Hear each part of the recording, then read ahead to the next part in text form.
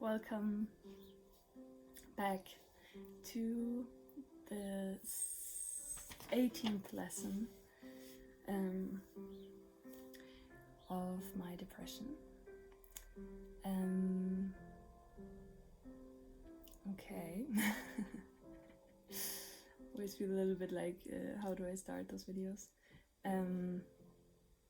Yeah, I hope you're well. I hope the spring is coming where you are as well. Today it's very warm here, and there are sirens, you might hear them. And let me take a sip of water.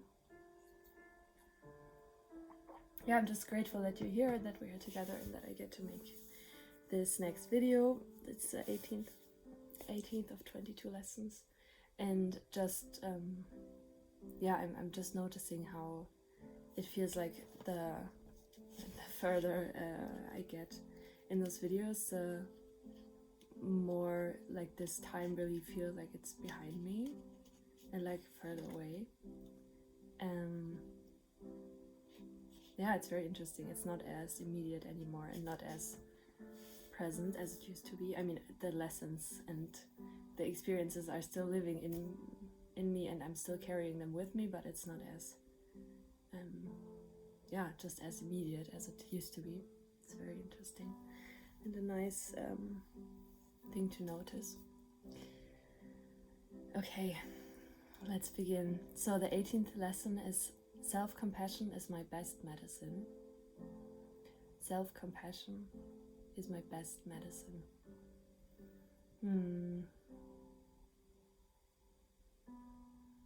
It's so contrary to what I learned or what I thought progress was, and I'm sure you can relate to this. That I learned that moving forward means you push forward, and that you just keep going. And there is truth in that, of course. And at the same time, there needs to be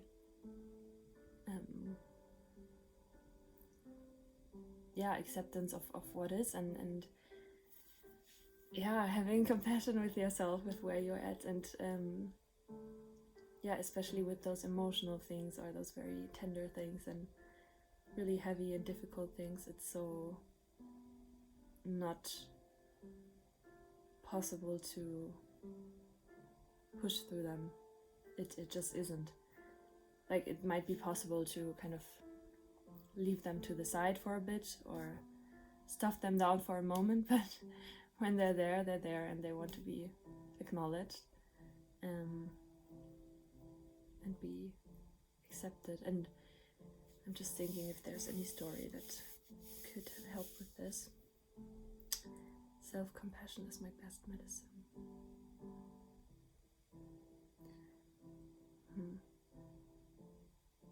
Sometimes I'm a little bit unsure because there are a lot of things, of course, that are present in my life that I could relate that to now.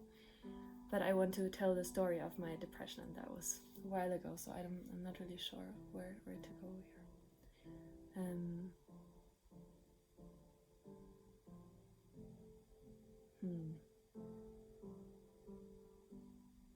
Let's see. Well, I would say, like, one thing that comes to my mind when I think of self-compassion and compassion, I think of my therapist that I have now. We're actually doing an experiment, but like a break. Like, there's we don't have therapy for 2 months just to see how it's going, and so far it's going well. But I think, like, there were so many times where she really just reassured me in my feelings and in my experience, and that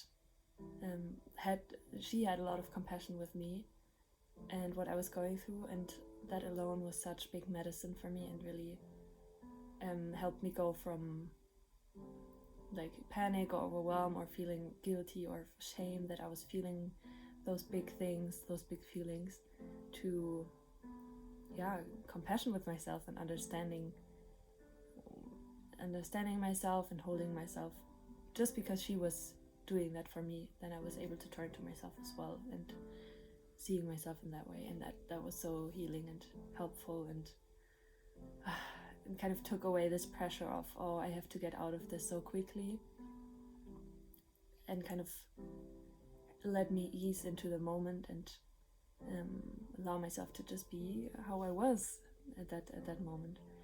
And I'm so grateful for her that she gave that to me, because I feel like I really developed this capacity then in myself as well over the course of time.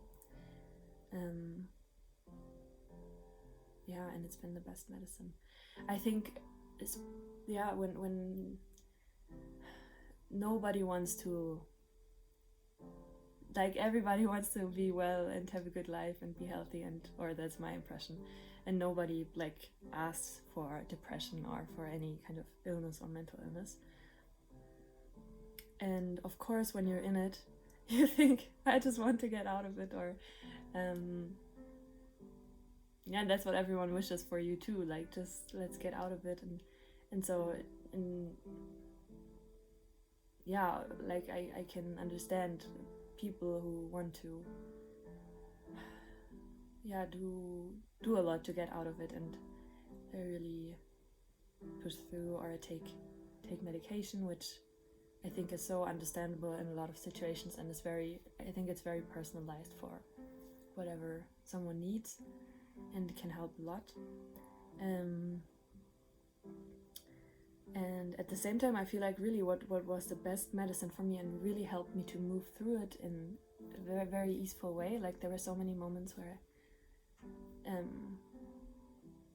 I was able to move forward because of self-compassion, because I understood slowly but surely, like, where this was coming from, why it was there, what aspects of myself I had denied myself to feel that were really asking for so much space and attending to,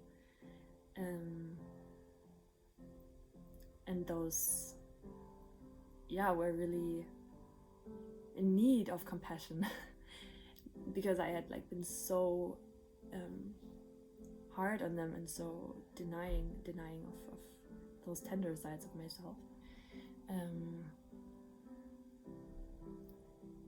And I'm sure we know this in a lot of other situations as well, that often, I don't know, when someone is angry or hurt or expressing something, or even like children, when they're expressing an emotion, like when someone goes to them and says to them, yeah, I see you, and I can see that you're having a hard time, or that this is difficult, like I can really understand, and this must be really hard, and like someone extending their compassion to you or to anyone, sometimes is all they need, or all you need,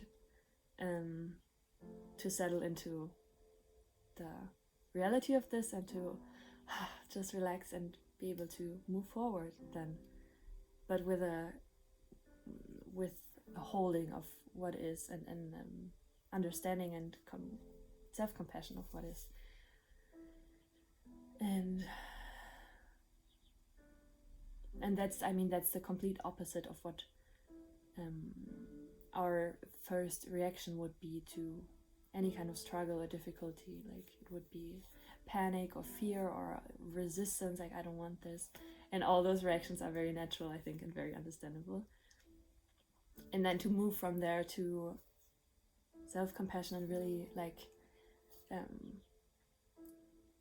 honoring and giving yourself grace and saying, okay, I see you and I understand, and it's totally normal for you to feel this way because of this and that. And just thinking of, and I think this is really a skill and it's something that a lot of us can learn, since I don't know, I feel like the world that I was growing up in, there was not as much compassion as I would have needed, and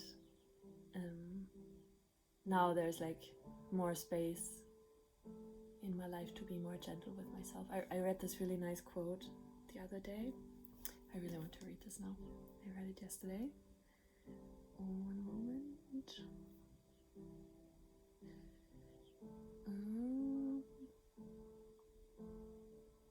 thought it related so beautifully. Because I don't want to, like, I feel like I often hear on the videos I talk about how, yeah, I didn't get this as a child and this was like not going well, and I don't want to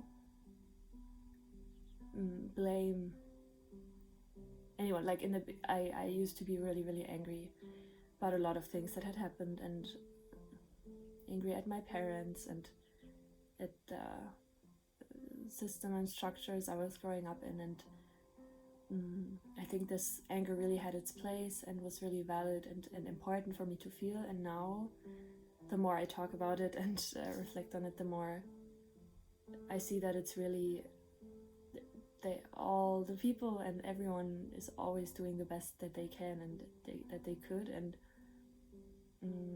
that has to have been enough.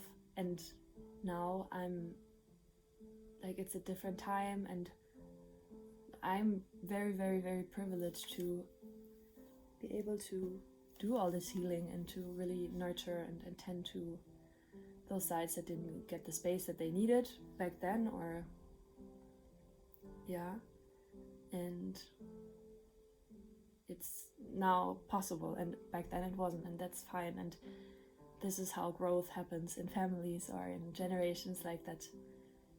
Just everyone does what they can, and then at one point there's space for someone to face those things, and that's, nothing is worse or better, it's just part of this evolution, if that makes sense. Okay, let me read this to you. Here. It's a quote by Kimberly Rodriguez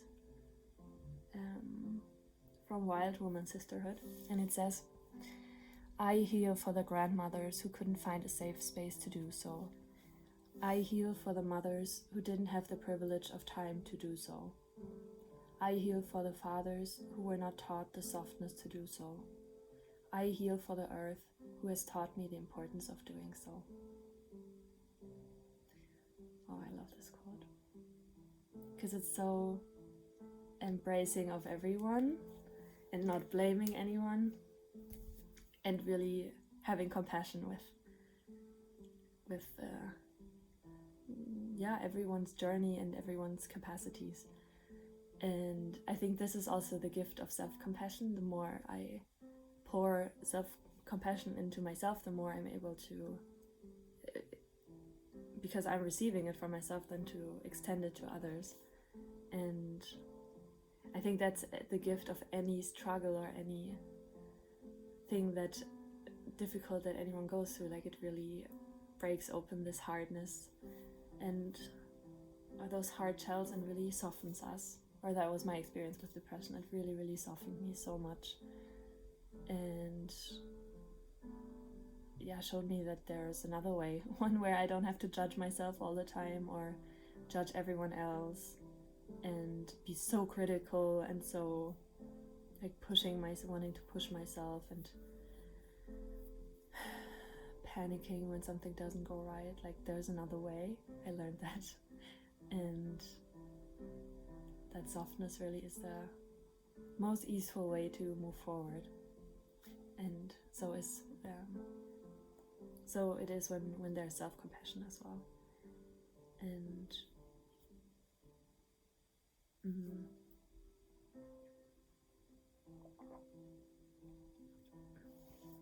and like the lesson, it says self-compassion is my best medicine.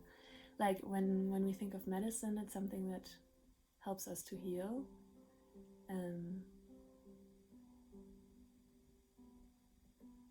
And I mean, I said in my depression years, so many times I told myself and learned again and again that healing my the way to heal and the way to heal was to feel to feel everything that was there. And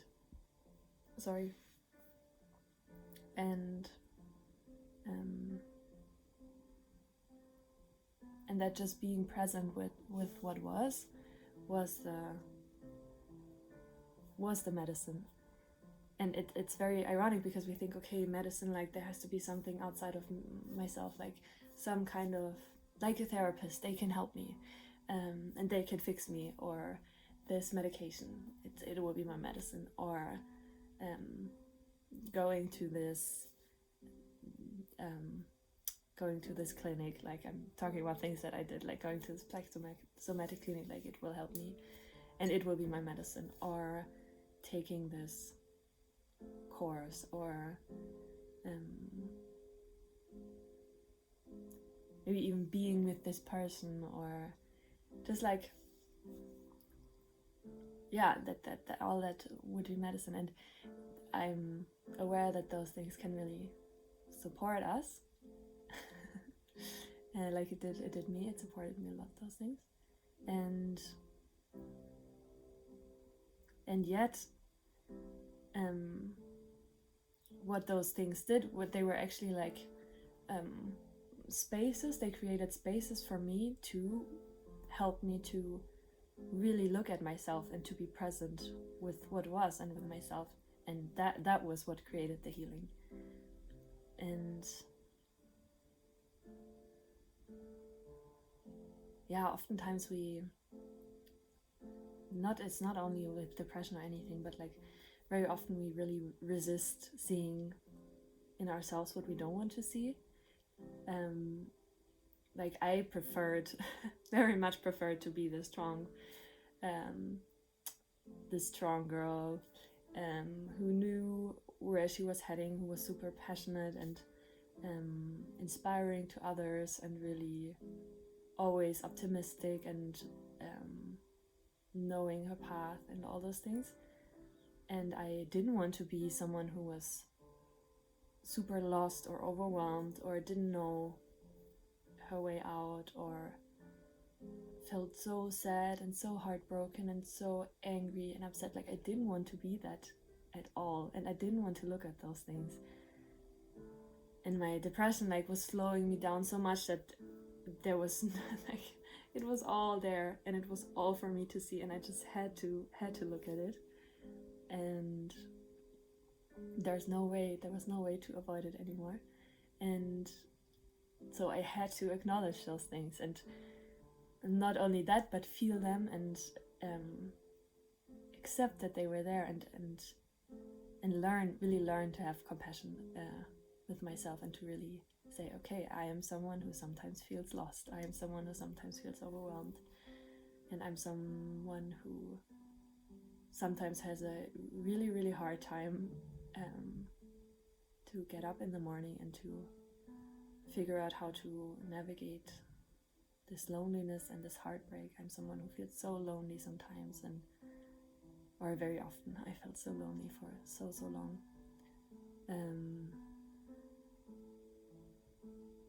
Yeah, and to really shift my perspective on myself, and really just soften my way of being with myself and having compassion with myself. And by really giving myself this compassion, that's when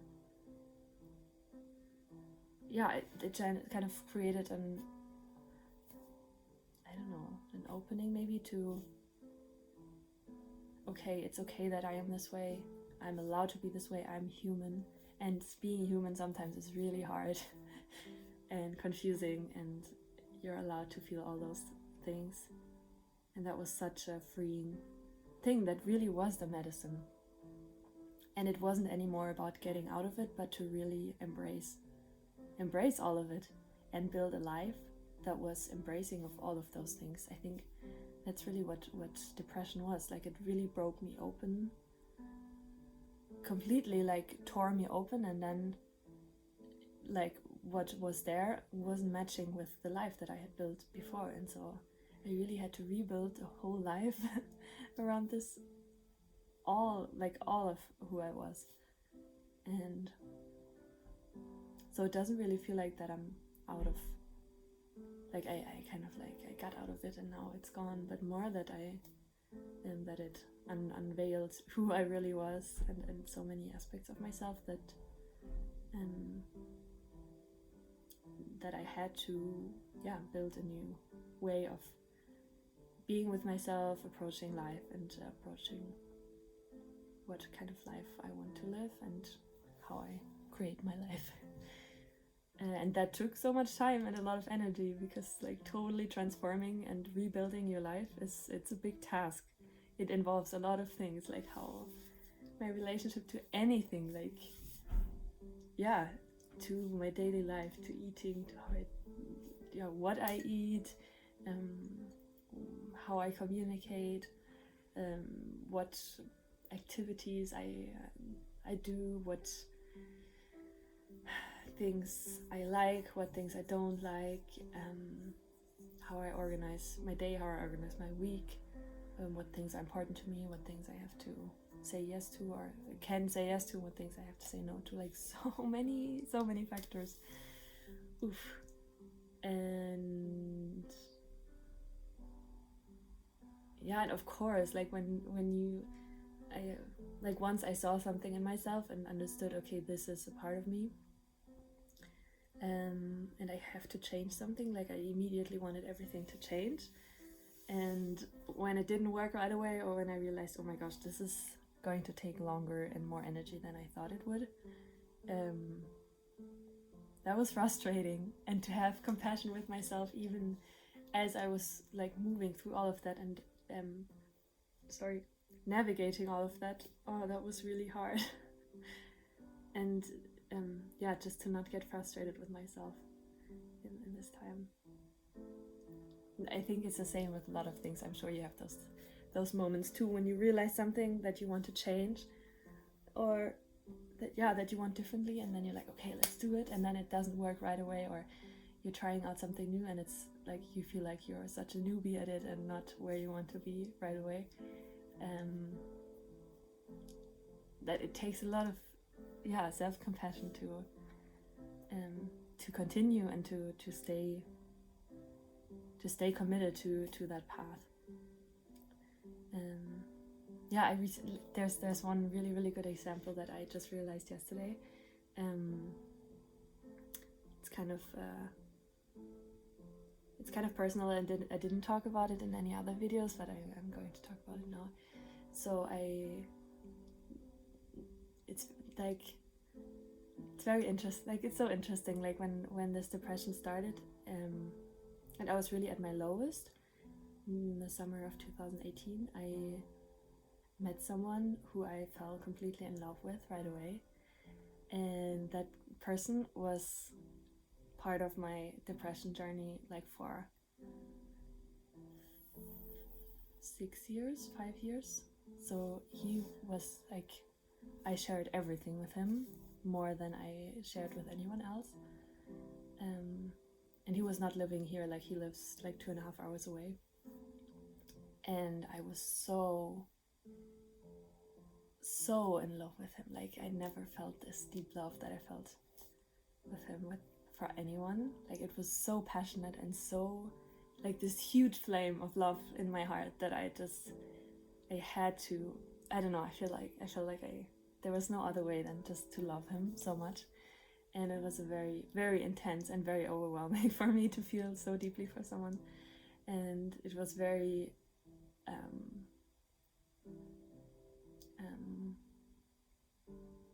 just like very intense from my side, and because both of us were really going through very heavy things, it was really, really difficult to navigate. And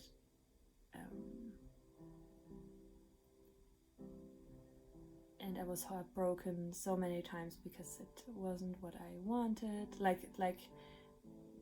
it wasn't like a very smooth and harmonious relationship. It was very like with a lot of heartbreaks and a lot of difficulties, a lot of crying, and not very harmonious.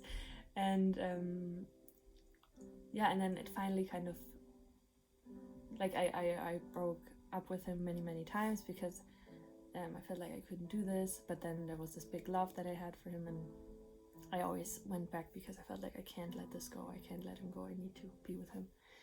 And then finally it kind of became like a real relationship, kind of, but it was long distance. And then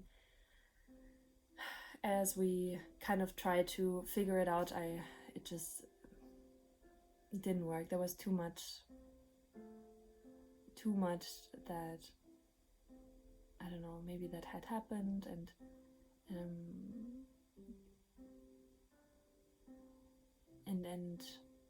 I mean, I don't want to tell any of his story, like that's his story, but I felt like I wasn't able to hold space for what he was going through, and that I needed more.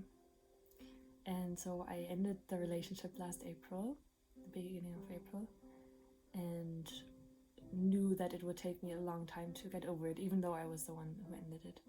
And so I gave myself so much time to grieve, and allowed myself to be sad and write about it and sing sad songs. And let's just check the time. Okay. And yeah, and I went to Taizé, to the monastery, in the summer and in August, and really went with the intention of healing my heart from this, and just talked about it a lot and really cried a lot about it. And so I really felt like, okay, I'm moving through this heartbreak, and I'm really very intentionally giving it the space, like giving myself the space to grieve. And then at the end of last year, I was like, okay, now I'm over it. Now let's move on. And I wanted to move on. I wanted to have a new relationship. And in that process, it didn't really work, and it felt like it was so I was kind of blaming it on the other person, like, oh, they're not exactly what I'm looking for, or oh, why are they still caught up with their ex, like all those things. And I just realized last night that it's so, I'm not over it yet, and it was so freeing to accept that, and to give myself the grace and the self-compassion.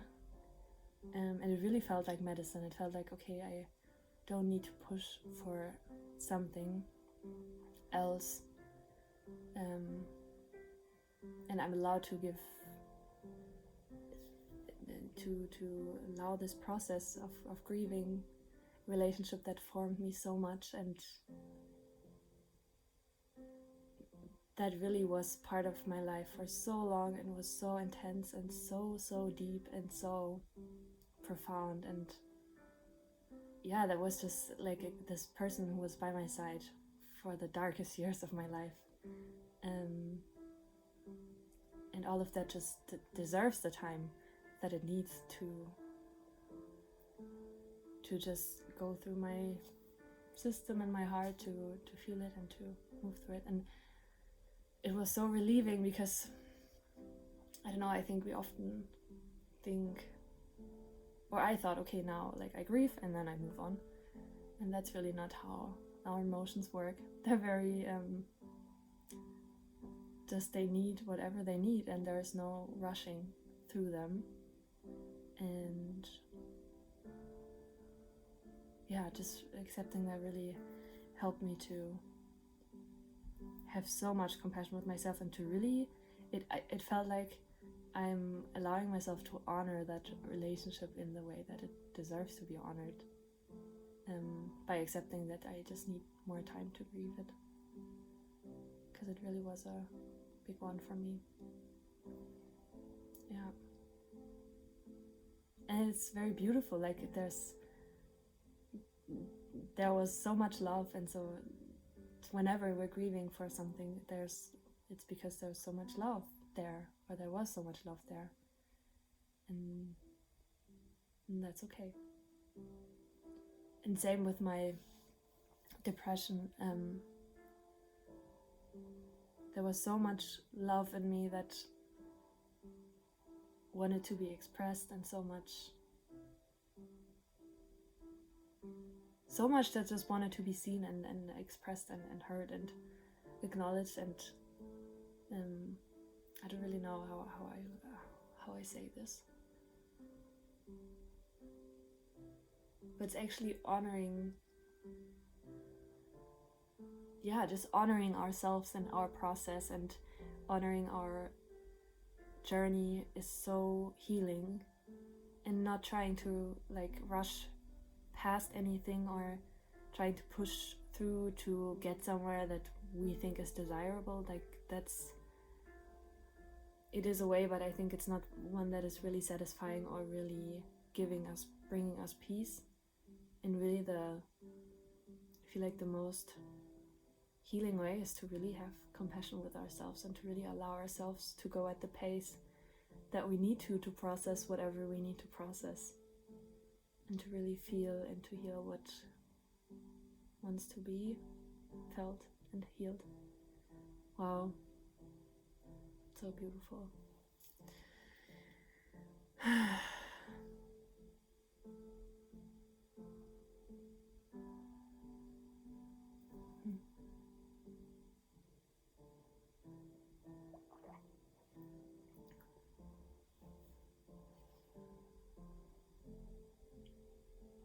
To me it feels kind of like welcoming that tender part of myself and saying, yes, you're welcome here, you're allowed to be here, I honor you, I hold you, and I'll give you the time and the space that you need to that you need. I think that's so beautiful.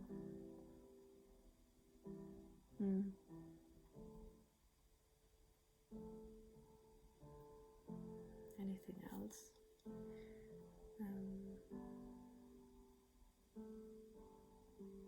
I think that's all that I have to say for today. What time is it? Or is there anything else?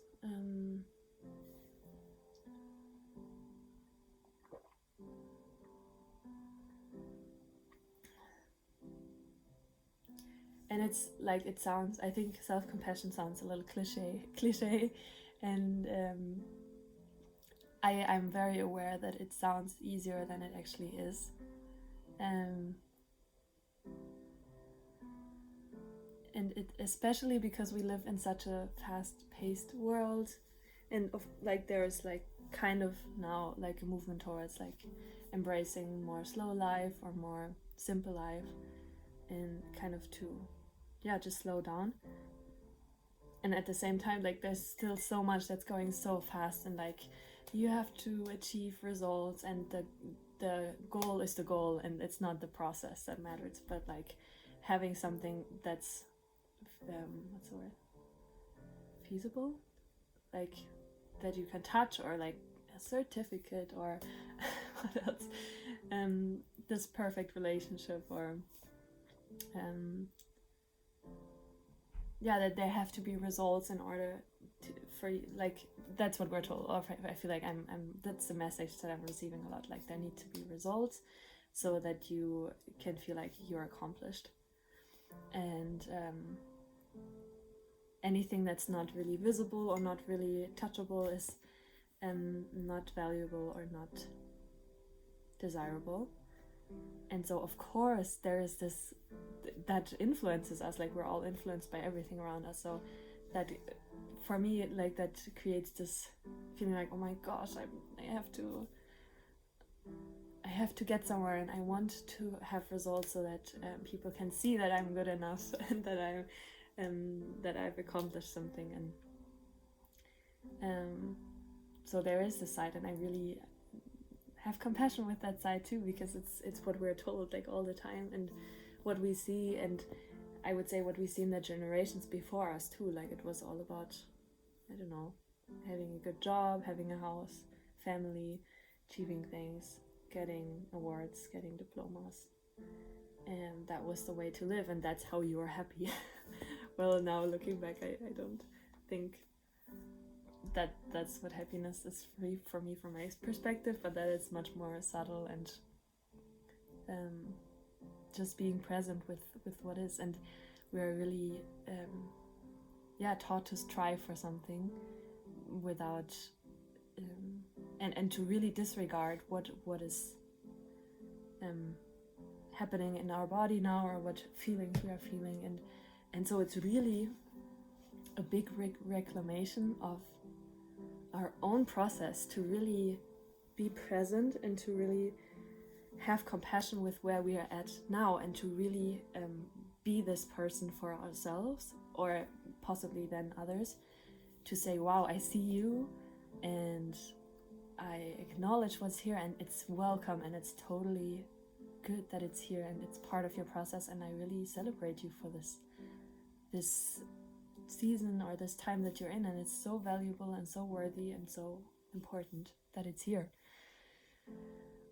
That's such a nicer way to live it because it makes every part of the journey important, and like it matters, and it does, like even with any achievement, like the journey was part of that achievement, and was so, like the process mattered so much too. So it is here, but I think it's really on us to reclaim this and to say, okay, I'm gonna have compassion with myself and really use this as my medicine as I move forward, and to really find peace and find love for myself in whatever stage I'm in, and to really honor and hold what is there. That's the kind of world I want to live in. That's the medicine that we all need, I think.